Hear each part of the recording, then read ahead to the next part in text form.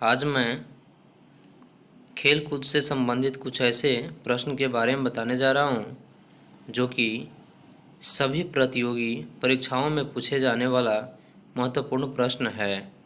अगर आप मेरे चैनल पर नए हैं तो सब्सक्राइब कर लें और बेल आइकन दबा दें ताकि सभी नोटिफिकेशन आपको मिलता रहे। तो चलिए, आज का पहला प्रश्न है, ओलंपिक के किसी स्पर्धा के फाइनल तक पहुंचने वाली प्रथम भारतीय महिला कौन है?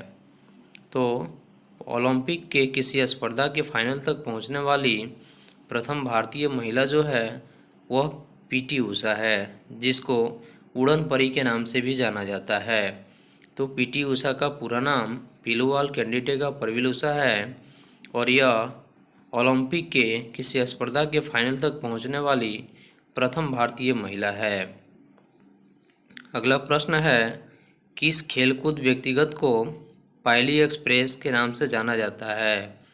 तो पीटी उषा को ही खेलकूद व्यक्तिगत को पीटी उषा को ही पायली एक्सप्रेस के नाम से जाना जाता है और इसे भारत की उड़न परी के नाम से भी जाना जाता है। अगला प्रश्न है, वह कौन सा खिलाड़ी है जिसने क्रिकेट एवं हॉकी में भारत का प्रतिनिधित्व किया था? तो क्रिकेट एवं हॉकी में भारत का प्रतिनिधित्व करने वाला जो खिलाड़ी है वह एमजे गोपालन है, जिन्होंने क्रिकेट एवं हॉकी में भारत का प्रतिनिधित्व किया था। अगला प्रश्न है, टू फेल विद हॉकी नामक पुस्तक की रचना किस हॉकी खिलाड़ी ने की है? तो टू हेल विद हॉकी नामक पुस्तक की जो रचना की है वह असलम शेर खान ने। तो ये हॉकी खिलाड़ी हैं जिन्होंने टू फेल विद हॉकी नामक पुस्तक की रचना की, असलम शेर खान ने। अगला प्रश्न है, किसी भी विश्व चैंपियनशिप में पदक जीतने वाली पहली भारतीय एथलीट कौन है? तो अंजू बाबी जॉर्ज है, जिन्होंने विश्व चैंपियनशिप में पदक जीतने वाली प्रथम भारतीय एथलीट है। अगला प्रश्न है, भूटान का राष्ट्रीय खेल क्या है? तो भूटान का राष्ट्रीय खेल जो है वह तीरंदाजी है। अगला प्रश्न है, Lakshmibai national institute of physical education कहाँ स्थित है?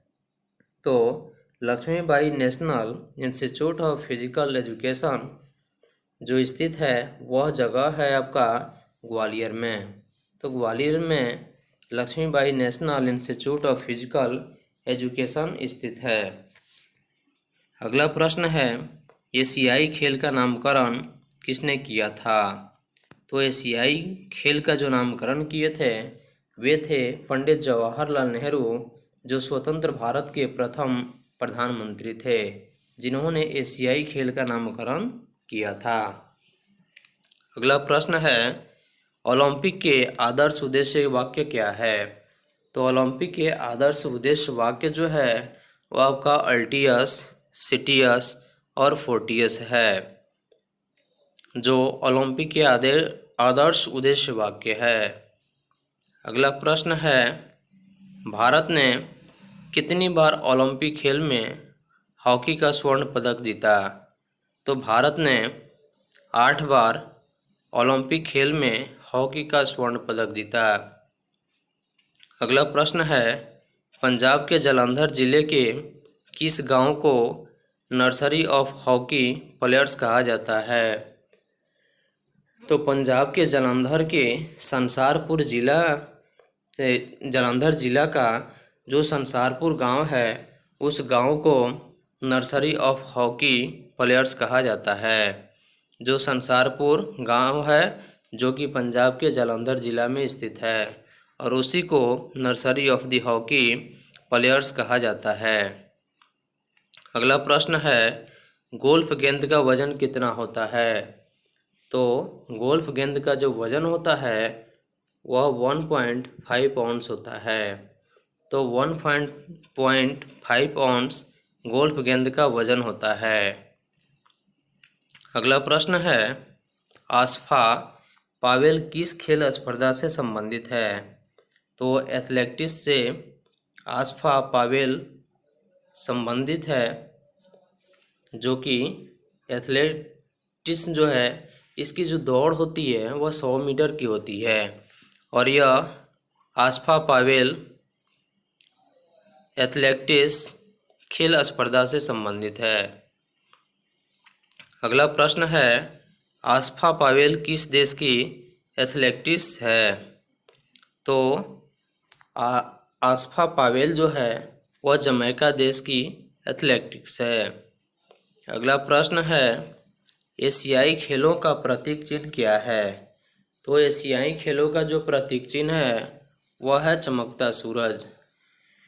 तो चमकता सूरज ही एशियाई खेलों का प्रतीक चिन्ह है। अगला प्रश्न है, सबसे अधिक बार एशियाई खेलों का आयोजन किस शहर में हुआ है? तो सबसे अधिक बार एशियाई खेलों का जो आयोजन हुआ है वह बैंकॉक शहर में हुआ है। तो बैंकॉक शहर में सबसे अधिक बार एशियाई खेलों का आयोजन हुआ है। अगला प्रश्न है, कबड्डी खेल की शुरुआत किस देश में हुई? तो कबड्डी खेल की जो शुरुआत हुई वह भारत देश में हुई और भारत का राष्ट्रीय खेल कबड्डी है। अगला प्रश्न है, कबड्डी खेल के एक पक्ष में खिलाड़ियों की संख्या कितनी होती है?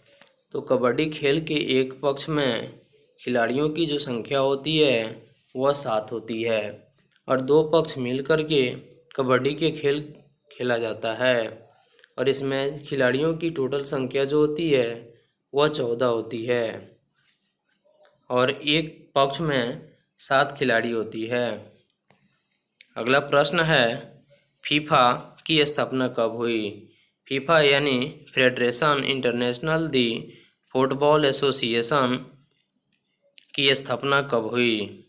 तो 21 मई 1904 ईस्वी में फीफा यानी फेडरेशन इंटरनेशनल दी फुटबॉल एसोसिएशन की स्थापना 21 मई 1904 ईस्वी में हुई। अगला प्रश्न है, फुटबॉल के गोल पोस्ट की चौड़ाई कितनी होती है? तो फुटबॉल के गोल पोस्ट की जो चौड़ाई होती है वह 24.66 फीट होती है यानी 7.32 मीटर होती है। तो फुटबॉल के गोल पोस्ट की चौड़ाई 24.66 फीट होती है लगभग। अगला प्रश्न है, भारत में टेबल टेनिस सर्वप्रथम कब खेला गया? तो भारत में टेबल टेनिस सर्वप्रथम 1911 ईस्वी में खेला गया। अगला प्रश्न है, शरद कमल किस खेल से संबंध है? तो शरद कमल जो है वह टेबल टेनिस से संबंध है। तो टेबल टेनिस से ही शरद कमल संबंधित है। अगला प्रश्न है, राष्ट्रमंडल खेल किन वर्षों में अपने निर्धारित समय में आयोजित नहीं हुए? तो राष्ट्रमंडल खेल 1942 और 1946 में अपने निर्धारित समय में आयोजित नहीं हुए।